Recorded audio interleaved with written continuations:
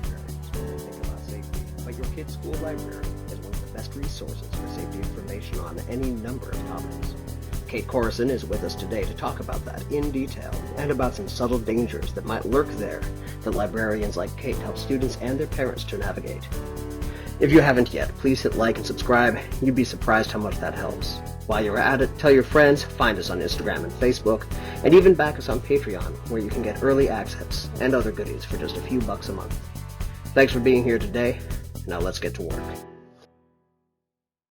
Morning, everybody. Welcome to Safest Family on the Block, where knowledge is power. I'm your host, Jason, and with me today is Kate Coreson. Hello, Kate.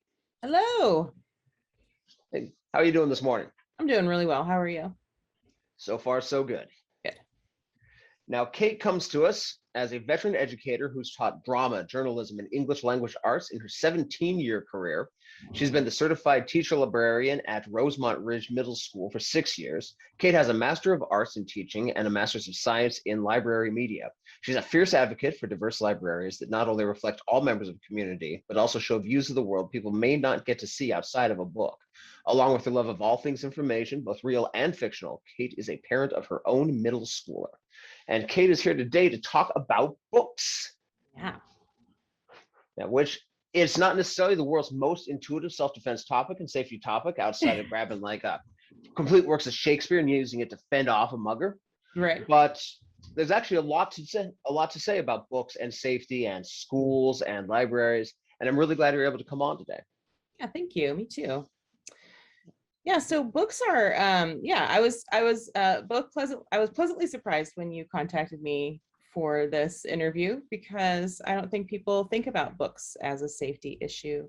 And the reality is that technically all books are safe. And the thing with kids is that with kids, that's not necessarily true, because there are books with subject matter that they're not ready for. And so really the safety issues with books has to do with content, maturity level of the child, and then the parents' willingness and ability to talk about books with their kids. And it's surprising to me in my job how many parents don't know what their kids are reading. And just as I would hope they are monitoring the movies kids are watching and the video games they're playing and the TV they're watching, they should also be monitoring what they're reading. That's really important. Makes good sense. I think a lot of parents feel like if our kids are reading, we're Right. happy. Yeah. End of story. Yeah. Although, you think about an 11-year-old who gets themselves, when I was 11, of course, we were old enough that we were, stealing each other's dad's Playboys or whatnot. For sure. or whatever it is. But at 11 years old, an 11-year-old getting a hold of a copy of Mein Kampf might be really problematic. Right. Yeah, exactly. And it's surprising. So with the dawn of Harry Potter, young adult and mid-level books have become really amazing. I think about back when I was reading at that age, and the books were good, but man, nothing like they are now. And some of them hit really tough subjects, and they hit them in a lot of different ways. And there are kids in my library where I'll be like, you know what? I think we need to check in with your folks before you check that book out. Because you just know your students, and you have an idea of what they can handle and what they're ready for. And sometimes they're not ready for it. I always make the joke with my students, back when South Park was popular, they loved Cartman. And I was always like, Cartman's not the character you're supposed to emulate. He's the cautionary tale. You don't want to be like him, even though he's the funniest one. And they just didn't have the maturity level and like the life experience to understand that like Cartman embodied all the bad things in the world, and that we were supposed to look at him as a cautionary tale. They just wanted to be funny. And that's, kind of a thing with especially middle school and upper elementary. They just want to be the character that's the funniest, or they want to emulate the character they think is the coolest, which oftentimes they don't have the emotional maturity to understand sometimes is the character that is supposed to be the antagonist or the bad guy, or the cautionary tale. I think that also probably maps pretty closely to the issue that there's the emotional maturity, there's the reading level, where I think a lot of parents, I know I've been guilty of this, thinking, well, if they're old enough to understand what's in the book, they're old enough to deal with what's in the book. And we Yeah. kind of just let the kids' reading level set what they're Mhm. allowed to read. I know my Yeah. folks did that with me, and I ended up reading Animal Farm and 1984 in 5th grade, and it kind of messed me up. Yeah, for sure. Oh yeah, absolutely. Yes, a lot of, and that's a huge issue now because the books are so good. And a lot of authors now write for a variety of ages. So you've got, like your James Patterson, you've got um Sierra Cass, I think that's how you pronounce her name, where they're writing books that start for middle school level and kids get hooked on their books. And then you have a 7th grader who's read every Kiera Cass book she can get her hands on in our library. And then she goes and she gets the next level, which is written for high school students and adults. And there are things that happen in those books, and sexual assault and that kind of thing that happen in those books. I may be thinking of the wrong author. So we love Kiera Cass. We don't want to insult her books, but there's some things that they shouldn't maybe be reading yet, or that if they read them, they need to feel comfortable talking to their parents about what they just read. For sure. See, also, viewers have been with the program a long time know that I write some fiction, and I have 2 main series. One is my middle school to early high school series about good kids being athletes in a war against demons, really, very age appropriate. The We other have series, them in our library. yay, yes, we're actually at your library for Yep. that one event before everything shut down. Yeah. The other series is a bunch of humorous crime novellas featuring sex, drugs, and violence, usually happening all 3 at once. Yeah. Which is why the one series is in my name, and the other series is in my sainted grandmother's name, who co-writes them with me. Yeah. Because And that's the so last thing you want. helpful. Yeah.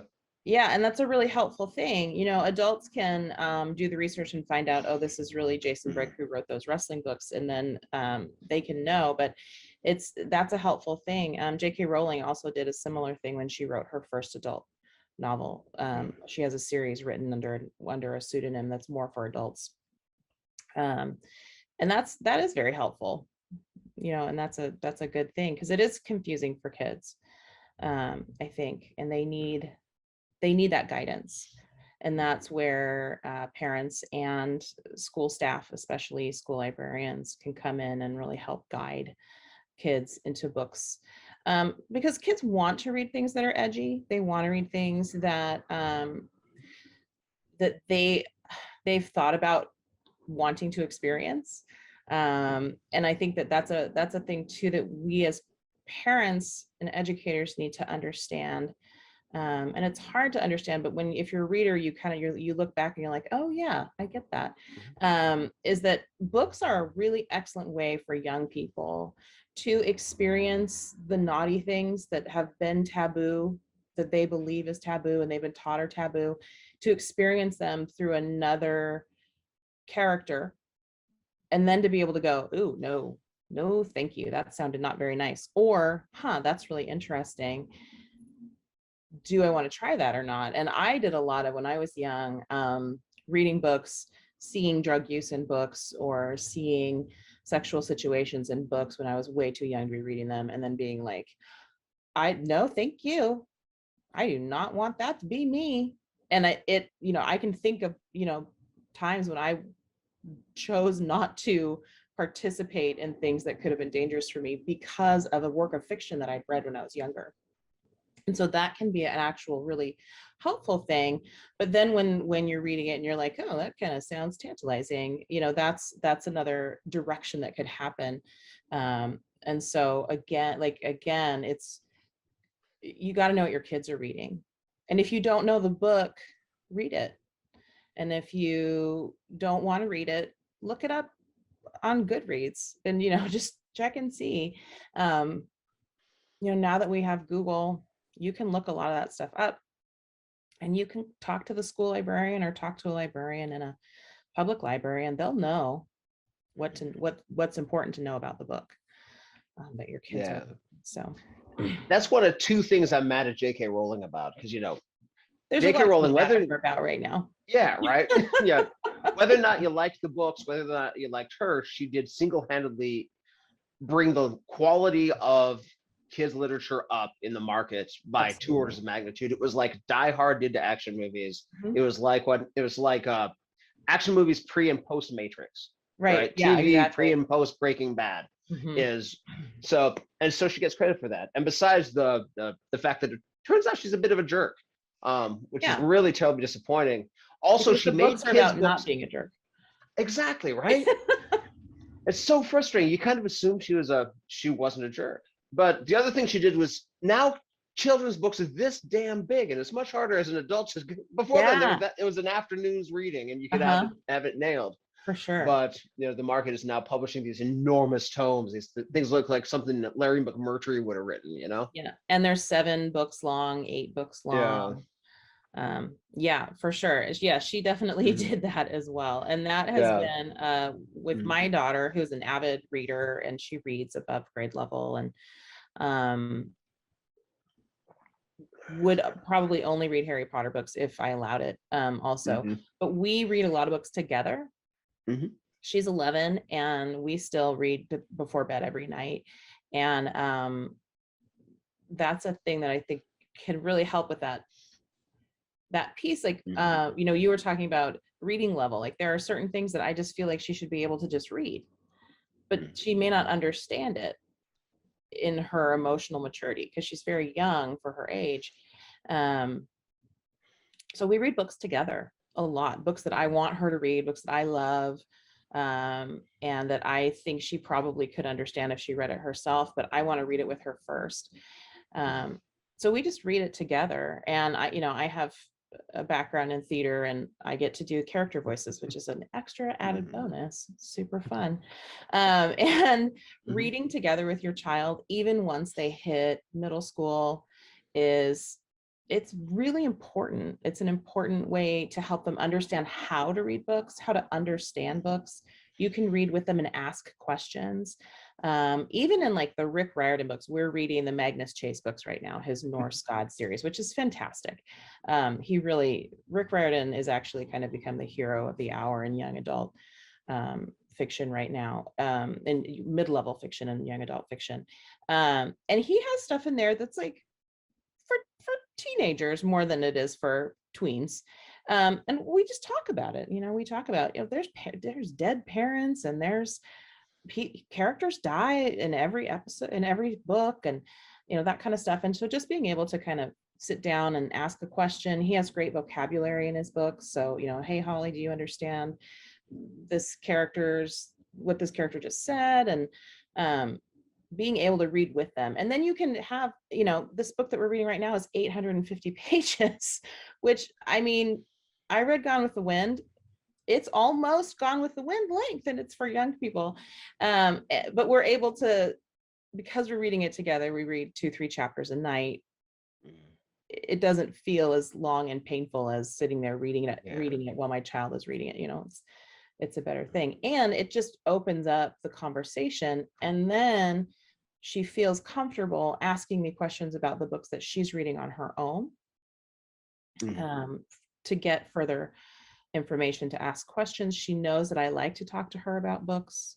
She knows that I'm interested in what she's reading, and she'll come to me with questions in the books that she's reading, and have good open dialogue about it. And so I feel like she's reading safely, and that she's reading for her, appropriate to her maturity level as well as her reading level.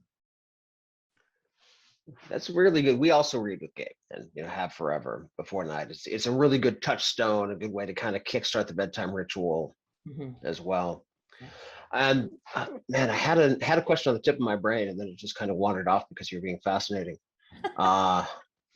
But yeah, that reading together with your kids, doing the voices and all that. Oh yes, there has been some research that I've read and forgotten the details of, but again and again and again, the research points to reading with your kids is excellent at so many levels and for so many reasons. You might know off the top of your head some of that. Well, so one of the things I do know, because I ran a campaign at my school a couple of years ago trying to get parents to read to their kids, because you get your kids to middle school and you're like, oh, nope, they don't want me anymore.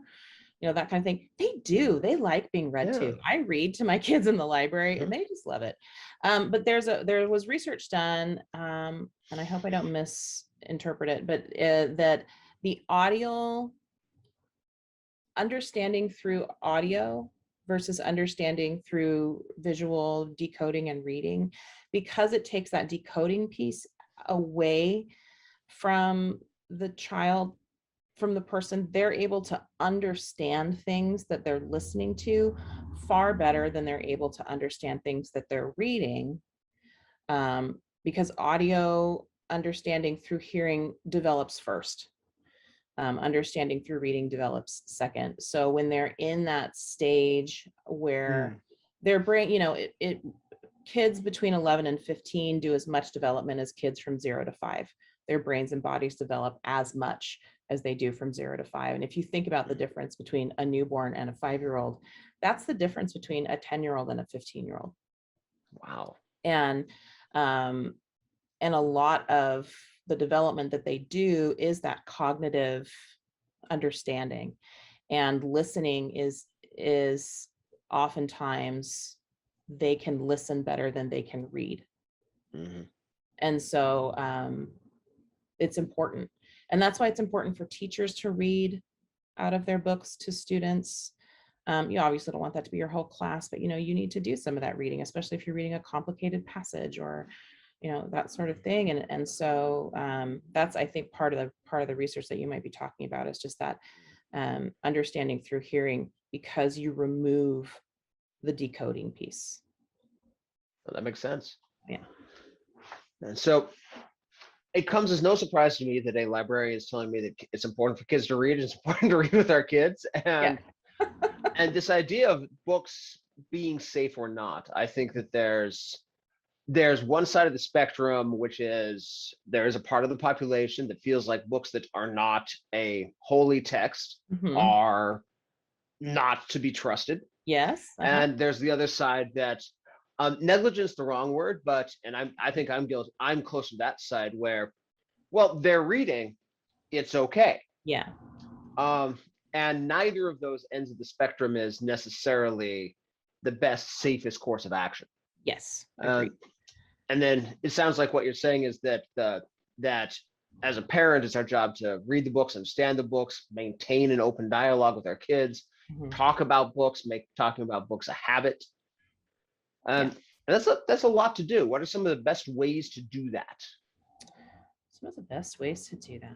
Well, the reading with your kid before bed, I would say, is number one. I try to read my book on the couch. And I know that sounds really simple, but I don't have a lot of time to read. As a librarian, I don't have a lot of time to read just my pleasure reading books. I'm doing a lot of reading outside of that for my job. And I usually just read before bed. So Holly, my daughter's already in bed. I am laying in my bed. She has no idea that I'm actually reading. And so sometimes during those times when maybe you'd be flipping through your phone, which I'm super guilty of, on the couch, I try to have my book in the living room or in the wherever we sit to just relax so that she sees me reading. And then I've noticed that she'll go grab her book and come down and read it with me. And then I can be like, oh, are you reading? Oh, I love that book. Or, create opportunities for that. They also say that the car is the best place to talk to your kid, especially in adolescence and pre-adolescence. And we will talk books in the car on the way home from school or going to an appointment or, whenever you're in the car with your kid. You're just in the car, you're both captive. So, you can ask, what are you reading? What are you reading right now? Or I just read the best book. It doesn't always have to be about their book. If they know that you want to share about your book too, that's really important. At dinner time, I grew up in a pretty traditional old school family. Mom stayed home, dad went to work. We had dinner at the table every night. Except for Fridays when we watched a movie and had pizza on TV trays, that kind of thing. Yeah. And we try to do that in our house as well, have dinner together every night as life gets busier and she gets older. That's an important piece, is to have a meal together at the table. And that is also a great time to talk about what you're reading. What are you doing? What are you reading? What's going on at school? So just like when you would ask, how was your day? When you would ask, what did you learn today? Any of those post-school questions that you would ask, pop in. What are you reading? What are you reading right now? Did you go to, what's your library day? That's a big one. Most primary schools have a day that they go to the library. If you know the day that they go to the library, that's the day to talk about books. So if Tuesday's their library day, hey, did you go to the library today? Oh, what did you do? Did you learn anything? Did you have a lesson? Oh, cool. Maybe, did you check out any books? Because they'll have, in primary, they'll have lessons in the library, hopefully. Depends on the district. Some districts don't have certified librarians, so they don't necessarily have somebody who can teach the classes, but there's always a day, because library is a drop-off class for elementary schools and primary schools. So find out their library day. And then I know at my school, we have a library day for our kids too. And that was just because I wanted to make sure that all the kids came to the library. So find out when they go to the library. And that's a good day. Now you used a term there that I'm not sure everybody knows, and that is the difference between a certified librarian and a paraeducator. Yes. A certified librarian is a person who has a degree and an educational certification. So I have a teaching license because I was a teacher before I became a librarian. And then on top of that teaching license, I went and received a master's degree in library media, which is a specific degree for school librarians. It focuses on education and library science. So I have the master's, but I also have a certificate, an endorsement on my teaching license that says I am a librarian. So a certified librarian at a school is anyone who has a teaching certificate, an educational certificate. And even if it's not in library, we're getting rarer and rarer. Unfortunately, those of us with the library certification. But even if they have a teaching license, they have experience, they have education in child development, so they understand emotional intelligence for kids at varying ages. They have understanding of classroom management, of curriculum development, they can help match kids with books that they're learning in class, that kind of thing. And so they have the educational background, and then they have the official educational certification to be a person in a school who's considered certified. Basically, they're a teacher, but they live in the library. Paraeducators are, number one, I just need to say that schools would fall apart without paraeducators. They are one of the most important parts of educational institutions. And sometimes they get put in the library and are the only person running the library. And they don't have the same educational background. And I also, just building the collection is something that we learn when we become certified librarians. And paraeducators don't have that background. And sometimes you get really lucky and you get a paraeducator who is a retired teacher, and that is really helpful, but they are not getting paid the same amount of money. They don't have the same educational background, and they don't have the same professional development. They just don't have the same access to the knowledge that a person who has the certificate does. And so they're not as able to make sure that the collection is what it needs to be, that the kids are getting what they need at their reading level. They're not as familiar with the reading levels and that kind of thing. And unfortunately, a lot of school districts have cut certified librarians because we cost more. Because people who are certified unfortunately make more money than paraeducators do. And so a lot of libraries are being run by these paraeducators who are working twice as hard as they should be. and just don't have the background to help support the job that they're doing. Okay. So like a lot of other places, in a regular classroom is kind of analogous to, you got the teacher and then you have some paraeducators in the class assisting. Yes. It's like that. Okay. Yeah. And in a And lot again, of, and in a lot of libraries, the teacher's not there. So if you want to look so at we've been talking a lot about books, and safety in books is an interesting topic. We've talked a little bit about safety from books isn't exactly the right phrase I'd use, but it's close enough, where there is content in books can be dangerous. Well, not dangerous, but could be risky. That could frighten our kids, could introduce them to concepts they're not ready for. And we've talked a lot about how to make sure that we have an open line of dialogue about that, to read the books they're reading so we know what's coming, what they're experiencing. And there's also, though, that safety that comes through books. And one of the ways you mentioned it is that your kid can get safe vicarious access to certain experiences. Could you speak more to that? Yeah. So there's a lot of books for teens that I have in my library that I think some parents would feel really nervous about their kids reading. There's books about people who do self-harm. There are books about people who try drugs, who have, sex when they're teenagers, who have run away from home. There's murder mysteries there. There's a lot of books, and they're written for young adults. And my 7th and 8th graders are allowed to check them out. And they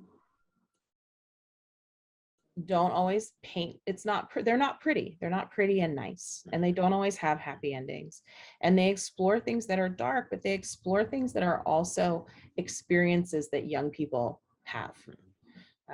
And I could actually think of, there's a fantastic book by Lori Halse Anderson called Winter Girls, and it's about 2 girls who have eating disorders and they're best friends, and they have a competition of who can become the thinnest.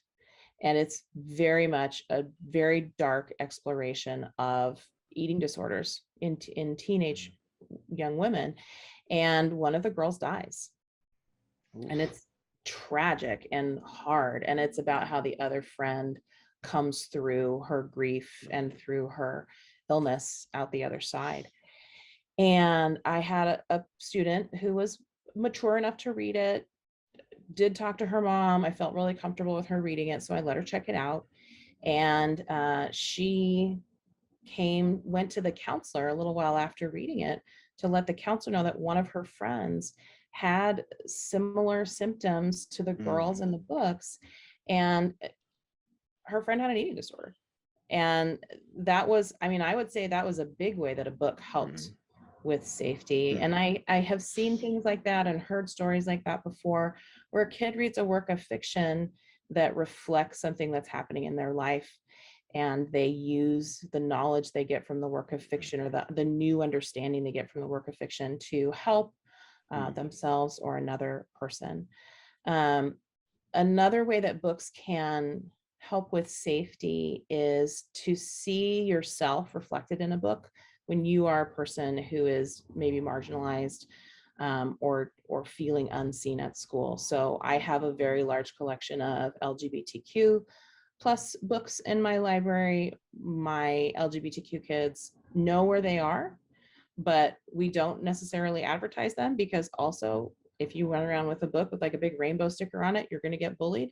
So that's a safety thing that I put in place as the librarian, is I make sure that they're in a spot that kids know where they are, but they aren't necessarily advertising. If a kid brought that home and their parents didn't approve, or other kids saw it who might bully them. So we keep them safe in that way as a librarian. But to have those books in the library, to see themselves and to see kids like themselves in popular YA fiction is huge for them. And for the BIPOC community, I work in a very white school district, and I work really hard to build a collection of a lot of different stories by a lot of authors who are authentic authors who write books about their culture. And I had a student who came to me a few years ago who read the what are they called? To All the Boys I've Loved Before, which is just this like cute little romance trilogy. And it's just very cute and sweet. And it's not, it's, you know, it's pulp. It's just the cutest, nicest thing. But the main character is Korean. And it's written by an Asian author, female Asian author. And this young lady who is Chinese, her parents came to the United States from China, walked up to me, slapped the book on the counter and said, I want more books like this. I said, well, what do you mean? You want more romances? She says, no, with Asian people on the cover. And tell you what, that's where my budget went that year. And she read every book I bought. And so I knew that I had helped that kid see herself in books. And for her, that was so important. And then it's important to have books for it's important to have books for kids who aren't the top of their class. So a lot of great authors write books about kids who are just not, you know, the brilliant straight A hand-raised kids. And I'll get kids who don't read, who will read Diary of a Wimpy Kid until their brains fall out. And then I bring them up and I'm like, have you met Louis Sakar? He's a great author. Read Holes. Here you go. You know, and so you need to have books that reflect the people in your community, because it makes them feel like they exist. And that's a huge piece. And then it's also important to have books and to put books in the hands of kids where they can see other people's experiences. So I have a lot of books with a lot of different stories of people of color and the Black community, and a lot of my kids in my very white school read those books and gain a better understanding. You know, The Hate You Give is a great book for white. I think for parents our age might not be aware. There's been, the good news about that is the Own Voices movement in publishing right now has really made it much easier to find books in a voice other than white middle class people. Which is fantastic. And then you mentioned there was something you touched on earlier that I wanted to also just let folks who are our age, and and I think that this trend happened about the same time as J.K. Rowling, but I don't think it was her fault. But YA books now versus YA books in the 70s, 80s, and 90s, they pull their punches a lot less. It can get real. They are not messing around. No, it's straight talk. I mean, it's real talk, and about every subject. And I think it's, in the long run, a really excellent thing. And it's really difficult when you have kids who are high readers, low emotional intelligence, or like just 11 and reading at like a 9th, 10th grade level. It's hard to find books for them. And that's a piece where, like I say, like, go for a Rick Riordan book, because he uses high vocabulary. It's a lot of adventure and engagement and interest, and very, very safe subject matter wise for the most part. You know, there are it's similar to Harry Potter in that characters die and there's a lot of fraught, you know, people are fraught and there's a lot of adventure and action and tense moments, but it's very low stakes for the most part.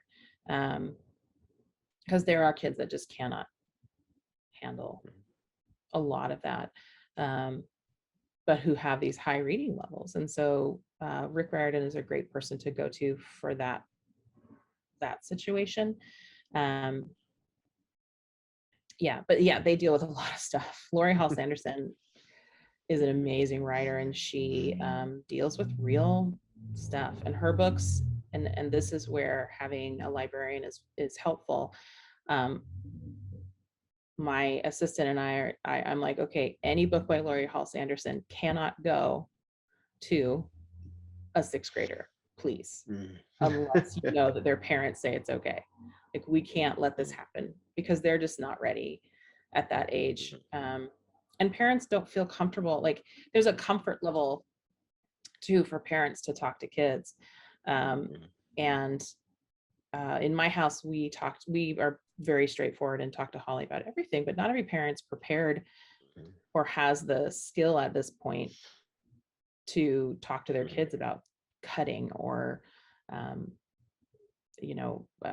eating disorders and that kind of thing. And so and then you get into like sexual assault and that sort of stuff, and it's so important for the kids to know what that stuff is real, but it has to be delivered in a different package depending on how old they are. So with my oldest, when he was from about 10 to to an age where you just talk about whatever, because he's 21 now, he'd ask a question sometimes, and I would say in certain circumstances, okay, buddy, this is what we're calling a plan B conversation. Yeah. And that means I will give you a 100% honest answer, but you can never unhear that answer. Right. Yep. So how much do you want to know this? Because I'm not sure. And that was the way we would go around that, work around that kind of thing.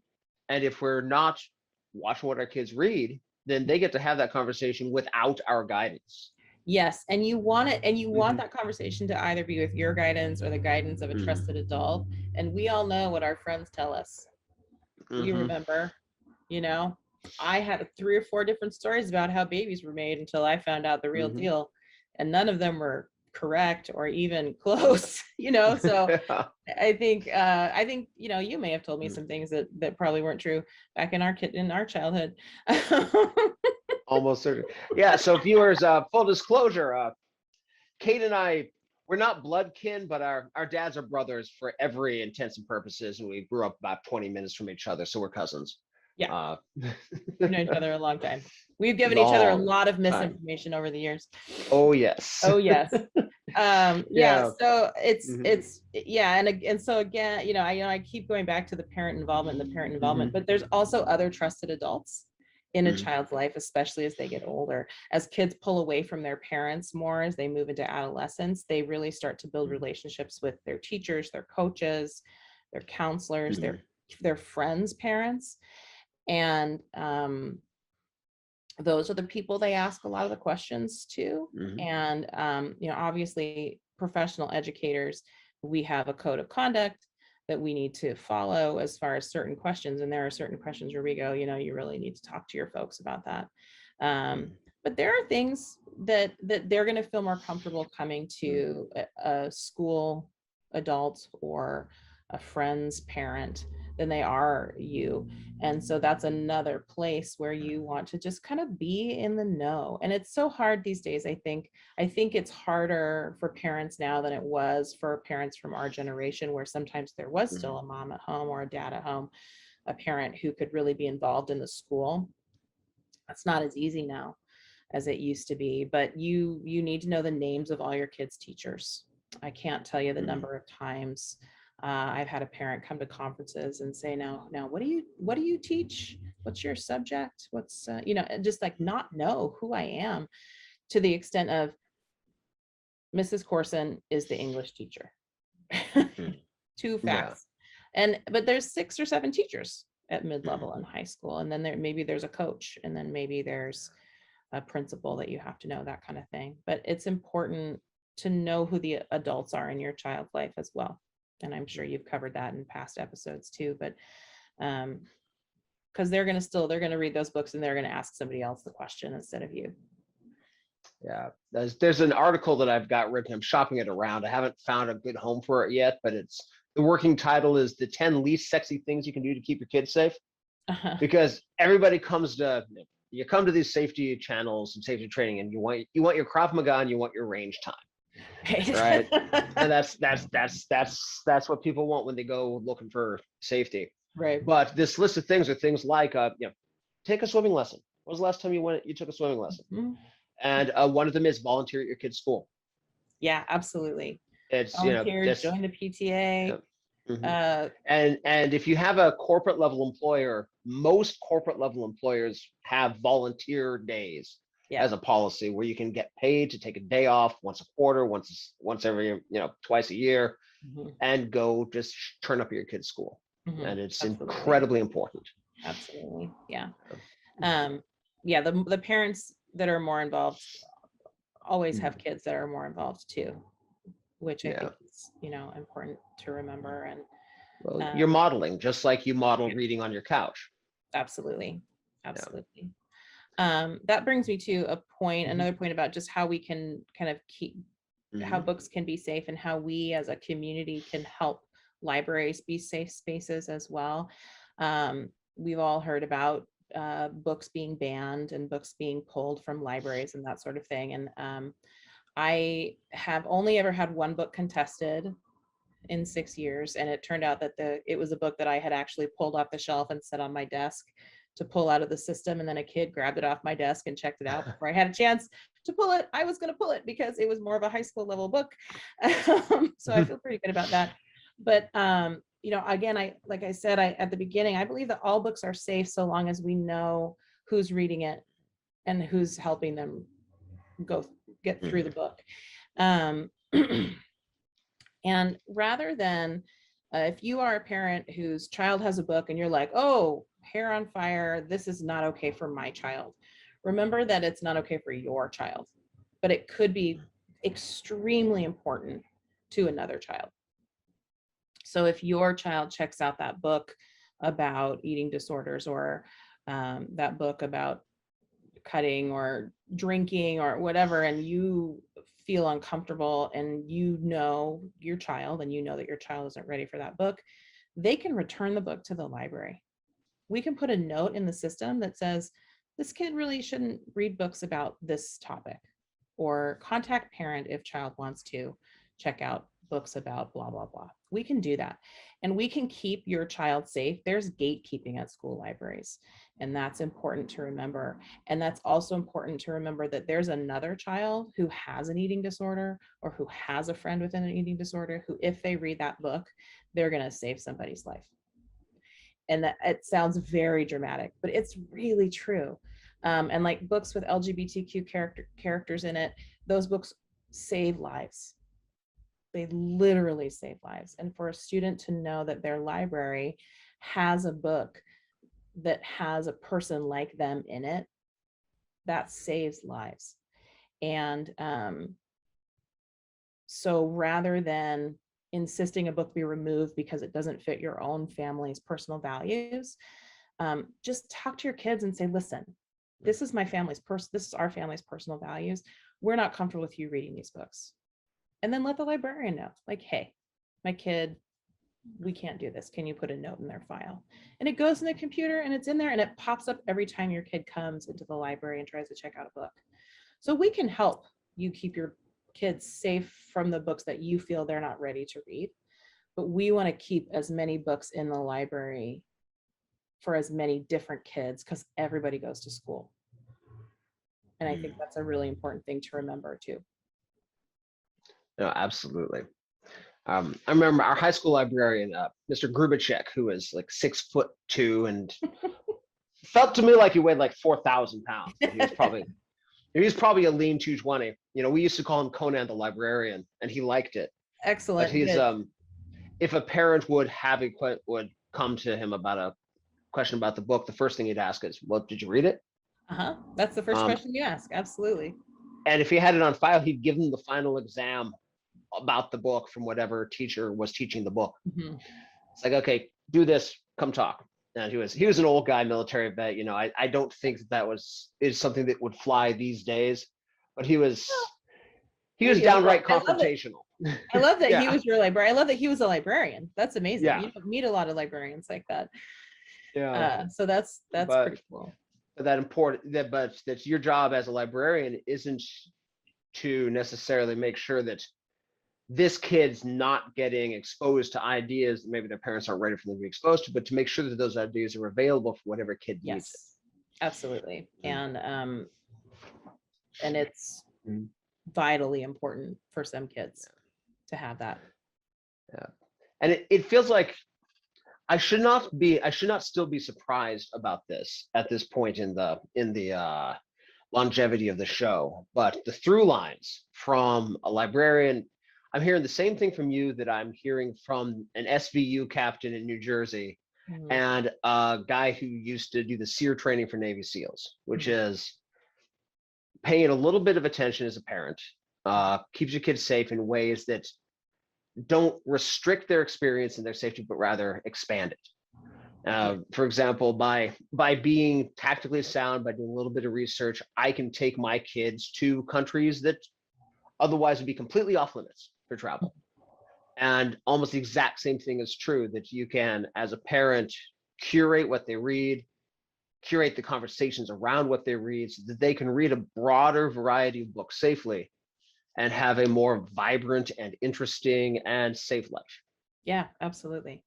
Absolutely. And create lifelong readers who don't believe that there are things that they shouldn't ever be exposed to. Yeah. You know, so that they can read and get the experience through the book so they can make decisions. That's what we want. We want to train our kids up to be adults who know how to get the information that they require to make an informed decision, and then to make that decision boldly and intelligently. Yep, absolutely. So Kate, I want to thank you so much for coming on today. Yeah. And before I let you go, what is something that you don't get enough opportunities to talk about? Oh, that I don't get enough opportunities to talk about. I think one of my big soapbox issues is kids need libraries in their schools. They need thriving, fully staffed, fully built, fully funded libraries in their schools. Find out if your school district has certified librarians in their libraries, and find out if your libraries have a budget. There are school libraries that don't have a budget, and that's what those scholastic book fairs are for. And rather than giving to charity, insist on having a library budget, insist on having a librarian in your school. We are part of the process of ensuring that your kids are literate, that they're lifelong leaders, and that they're reading books that are appropriate for them. And without that, your kids are losing a huge, important experience at school. So find out what's going on with libraries in your school district and work towards a fully funded library. And go raise a ruckus if it's not up to speed. Yep, raise a ruckus. Yeah. Excellent. Well, thank you again, Kate, and thank you everybody for watching today. And we'll have some good show notes. So Kate and I will conspire after to get a few good resources for parents and put those in the show notes. So thank you, everybody. Stay safe. We'll see you next time. Thanks again, Kate. Thank you. Today's episode was brought to you by our heroes over at Patreon: Todd Elner, Beth Edwards, Douglas Sedovey, Hugh O'Donnell, Art Brick, American Institutes of Kenpo, Beth Pratt, Richard Hubbard, Wayfinder Advantage, Kit Bradley, Lee Douglas, Amy Rivers, Neil Fastine, Kate Carlson, Ron Payton, Jenny Coakley, and Chris Jordan. Join the illustrious heroes by backing us at patreon.com/safestfamily. If you can't, that's okay, but do consider liking us and subscribing here on YouTube or sharing your favorite episodes on social media. Even a little bit on your end can make a lot of difference here. Thank you for watching today. Stay safe. We'll see you next time.